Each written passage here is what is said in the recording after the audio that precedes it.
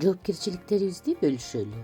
Мындан бир канча жыл мурун Айша аттуу эжекебиз кеңеш сурап, мага өз баласын жетелеп келген жайы бар эле.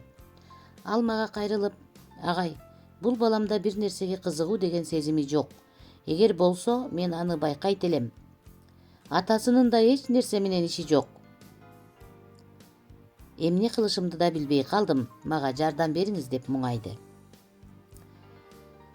Чындап эле, эмнеге баланын бир нерсеге кызыгуу, жоопкерчилик сезими жок?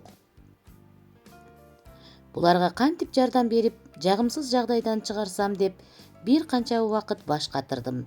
Же атасынын кайдыгерлигинен эле ушундай болуп калыптанып калдыбы деп бул үй бүлөнүн көйгөйүн изилдегенге аракет кылдым. Жагдайды туура баалап, түшүнүп, аларга жардам берүү үчүн Айша жана анын жолдошу Саматты бир канча ирет сөзгө тартып сүйлөшүп көрдүм. Айша айланасына көз чаптырып, анализ кыла алган, жасаган ишинен ырахат ала билген жана ошол эле убакта жоопкерчилиги абдан күчтүү аял эле. Самат болсо өз кесибин мыкты билген, ийгиликтүү, бирок үй жумушу, бала тарбиясы боюнча өзүнө бир да жоопкерчиликти артынбаган адам экен. Башкача айтканда, анын бир гана жоопкерчилиги бар эле. Бул анын үйгө акча алып келүүсү болчу.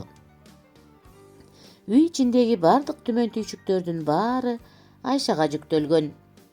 2 перзент күткөн бул үй бүлөдө наристелер алгач төрөлгөндө Самат Айшага такай жардам бергенге аракет кылчу.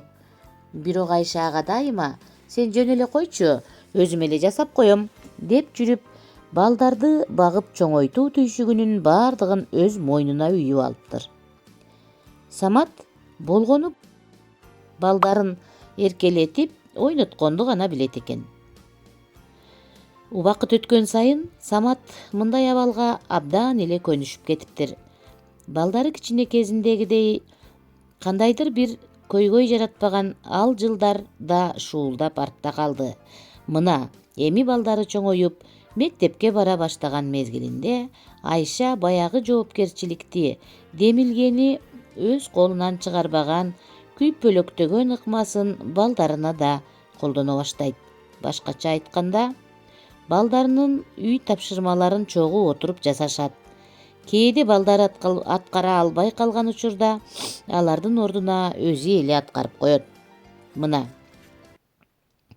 Айша үй бүлөсүнө күйүмдүү, жоопкерчиликтүү аял заты.